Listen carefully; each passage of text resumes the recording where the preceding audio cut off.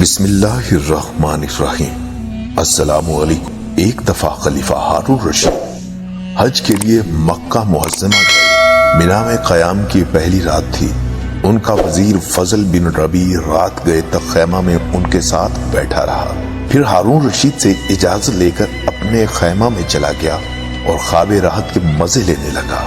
تھوڑی دیر بعد اس نے اچانک سنا کہ کوئی اس کے خیمہ کا دروازہ کھٹکھٹا رہا ہے۔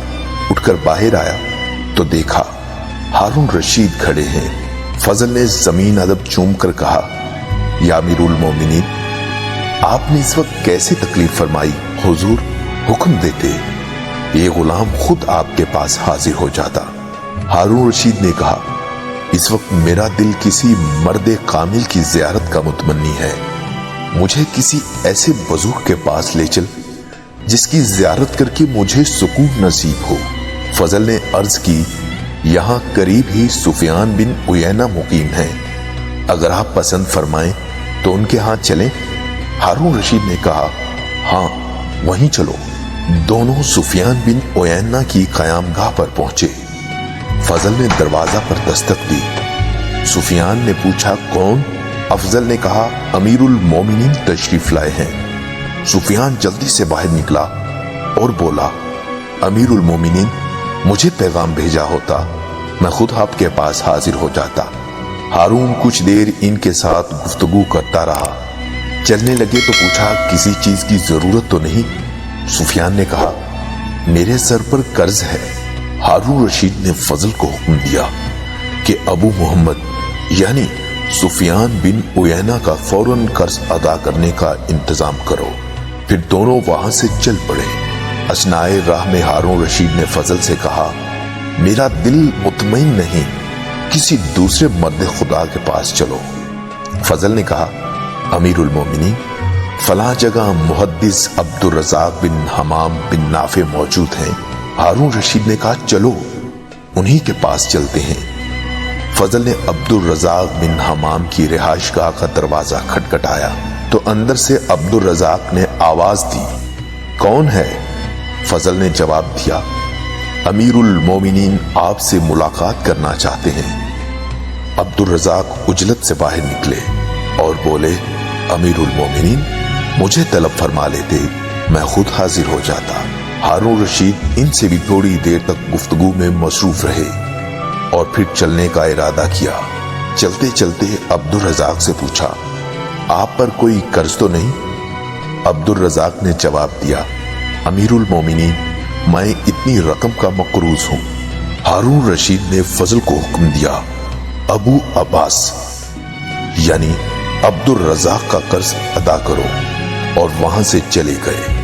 ہارون رشید نے ابو عباس سے کہا، یہاں بھی میرے دل کی مراد پوری نہیں ہوئی، چلو کسی اور کے پاس چلیں۔ امیر المومنین، اس طرف فضیل بن ایاس مقیم ہیں۔ ہارون رشید نے کہا، آؤ انہی کے پاس چلتے ہیں۔ دونوں حضرت فضیل بن ایاس کے خیمہ پر پہنچے۔ اس وقت وہ نماز پڑھ رہے تھے۔ جب فارغ ہو گئے تو فضل نے دروازے پر دستک دی۔ پوچھا، کون ہے؟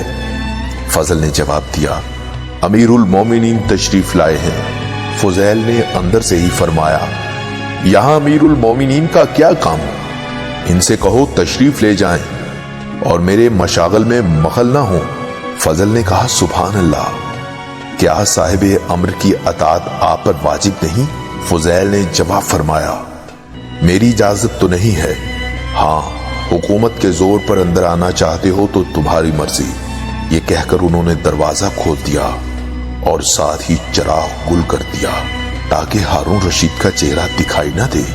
ہارون رشید اور فضل دونوں خیمہ کے اندر داخل ہو گئے اور گھٹ اندھیرے میں فضیل کو ڈھونڈنے لگے۔ اچانک ہارون رشید کا ہاتھ فضیل کے ہاتھ سے مس ہو گیا۔ انہوں نے فرمایا، کیا ہی نرم ہاتھ ہے، یہ ہاتھ کتنا خوش نصیب ہوگا اگر قیامت کے دن دوزخ کی آگ سے محفوظ رہے۔ ہارون رشید نے کہا، اللہ آپ پر رحمت کرے، ہمیں کوئی نصیحت فرمائیے۔ فضیل بن ایاس نے فرمایا، اے ہارون رشید، تیرے باپ دادا میں حضرت عباس رسول اکرم صلی اللہ علیہ وآلہ وسلم کے چچا تھے۔ انہوں نے ایک دفعہ آپ صلی اللہ علیہ وآلہ وسلم سے درخواست کی، یا رسول اللہ، مجھے کسی علاقہ کی حکومت عطا فرمائیے۔ حضور صلی اللہ علیہ وآلہ وسلم نے کہا، اے عباس، میں تمہیں تمہارے نفس پر امیر بناتا ہوں، ایسا نفس جو اطاعت حق میں مشغول رہے۔ اس حکومت سے بہتر ہے جس کی ذمہ داریوں کا کوئی شمار نہیں۔ حکومت قیامت کے دن شرمندگی کا باعث ہوگی۔ ہارون رشید نے کہا، کچھ اور ارشاد فرمائیے۔ فضیل بن عیاض نے فرمایا، امیر المومنین عمر بن عبدالعزیز جب مسند خلافت پر بیٹھے تو انہوں نے رجا بن حیا، سالم بن عبداللہ اور محمد بن قاب کو بلا بھیجا اور ان سے کہا، میں آزمائش میں ڈال دیا گیا ہوں، مجھے کوئی مشورہ دو۔ اے ہارون رشید، ذرا اپنے گریبان میں منہ ڈال کر دیکھو۔ عمر بن عبدالعزیز نے تو خلافت کو آزمائش خیال کیا، لیکن تم اور تمہارے ساتھی اسے نعمت سمجھ کر اس پر ٹوٹ پڑتے ہیں۔ اب سنو کہ عمر بن عبدالعزیز کو سالم بن عبداللہ نے کیا جواب دیا۔ انہوں نے فرمایا، اگر آپ چاہتے ہیں کہ قیامت کے دن عذاب الہی سے محفوظ رہیں تو مسلمانوں میں جو بڑی عمر کا ہے اس کو اپنی باپ کی طرح، اور جو آپ کی عمر کا ہے اس کو اپنے بھائی کی طرح، اور جو لڑکا ہے اس کو اپنے فرزند کی طرح سمجھیے۔ اسی طرح غیر عورتوں کو اپنی ماؤں کی طرح اور بہنوں کی طرح سمجھیے۔ رجاح بن حیات نے کہا، اگر آپ قیامت کے دن اللہ تعالیٰ کے سامنے شرمسار ہونا نہیں چاہتے تو مسلمانوں کے لیے وہی پسند کیجئے جو آپ اپنے لیے کرتے ہیں، اور جس چیز کو اپنے لیے برا سمجھتے ہیں اسے مسلمانوں کے لیے برا سمجھیے۔ پھر جب چاہے بے خوف و خطر اپنی جان خالق حقیقی کے سپرد کر دیجئے۔ اے خلیفۃ المسلمین، میں بھی تمہیں اسی دن کا خوف دلاتا ہوں جب بڑے بڑے مضبوط قدم ڈگمگا جائیں گے۔ اللہ تم پر رحم کرے۔ کیا تمہارے ساتھی عمر بن عبدالعزیز کے ساتھیوں کی طرح ہیں جو تم کو ان جیسا مشورہ دیتے ہیں؟ حضرت فضیل کے ارشاد سن کر ہارون رشید پر رقت طاری ہو گئی اور وہ اس قدر روئے کہ غشی طاری ہو گئی۔ جب ہوش آیا تو کہا، کچھ مزید فرما دیجئے۔ فضیل بن عیاض نے کہا، اے ہارون رشید، میں تیرے اس حسین و جمیل چہرے سے ڈرتا ہوں کہ کہیں دوزخ کی آگ میں جھلس نہ جائے۔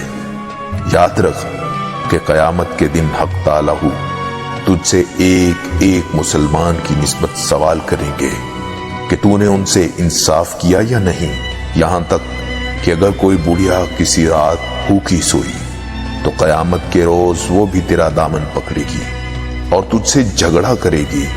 بس اس چہرے کو آگ سے بچا سکتا ہے تو بچا، اور زندگی کے لیل و نہار اسی طرح سے گزار کہ تیرے دل میں اپنی رعیت کے بارے میں کوئی کھوٹ اور کوئی کینہ نہ ہو، کیونکہ رسول اللہ صلی اللہ علیہ وآلہ وسلم نے فرمایا کہ جس حاکم نے اس حالت میں صبح کی کہ اس کے دل میں اپنی رعایا کے خلاف کینہ بھرا ہوا ہے، وہ جنت کی بو بھی نہ سونگھ پائے گا۔ ہارون رشید یہ سن کر زاروں قطار رونے لگے، یہاں تک کہ اپنی سود بود نہ رہی۔ فضل بن ربی نے حضرت عیاض سے کہا، امیر المومنین سے کچھ نرمی برتیے، آپ نے تو انہیں مار ہی ڈالا۔ عیاض نے فرمایا، اے ربی کے بیٹے، ہارون رشید کو تم اور تمہارے ساتھیوں نے ہلاک کیا ہے، میں نے انہیں ہلاک نہیں کیا۔ ہارون رشید کو ہوش آیا تو اس نے حضرت فضیل سے پوچھا، آپ پر کوئی قرض ہے؟ فرمایا، خدا کا قرض ہے جس کا وہ مجھ سے محاسبہ کرے گا، بس ہلاکت ہے میرے لیے جب مجھ سے باز پرس ہوگی اور میری کوئی دلیل کام نہ آئے گی۔ ہارون رشید نے کہا، میں لوگوں کا قرض پوچھتا ہوں۔ فرمایا، میرے رب نے مجھے اس کا حکم نہیں دیا، بلکہ یہ حکم دیا ہے کہ میں اس کے وعدہ کو سچا جانوں اور اس کی اطاعت کروں۔ اللہ تعالیٰ کا ارشاد ہے کہ میں نے جنوں اور انسانوں کو عبادت کے سوا کسی اور غرض کے لیے پیدا نہیں کیا۔ مجھے نہ تو ان سے رزق حاصل کرنے کی خواہش ہے اور نہ میں چاہتا ہوں کہ وہ مجھے کھلائیں، بے شک اللہ ہی رازق اور زبردست قوت والا ہے۔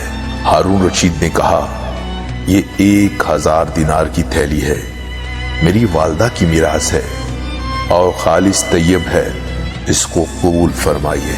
فضیل، افسوس میری تمام نصیحتیں رائے گاں گئی اور تم نے ان کو دل میں جگہ نہ دی۔ یہ مال اس کو دو جس کو اس کی ضرورت ہے، لیکن تم اس کو دیتے ہو جس کو اس کی ضرورت ہی نہیں۔ یہ مجھ پر ظلم نہیں تو کیا ہے؟ میں تجھے نجات دلانا چاہتا ہوں اور تو مجھے ہلاکت میں ڈالنا چاہتا ہے۔ فضل بن ربیع کہتا ہے، پھر حضرت فضیل خاموش ہو گئے اور ہم دونوں سلام کر کے ان کی قیام گاہ سے باہر آ گئے۔ راستے میں امیر المومنین نے مجھ سے مخاطب ہو کر کہا، دیکھا مردان حق ایسے ہوتے ہیں، آئندہ جب میں تم سے کہوں کہ کسی مرد خدا کے پاس لے چلو تو تم اس قسم کے یعنی حضرت فضیل بن عیاض جیسے مرد کے پاس لے جایا کرو۔ السلام علیکم ورحمۃ اللہ وبرکاتہ۔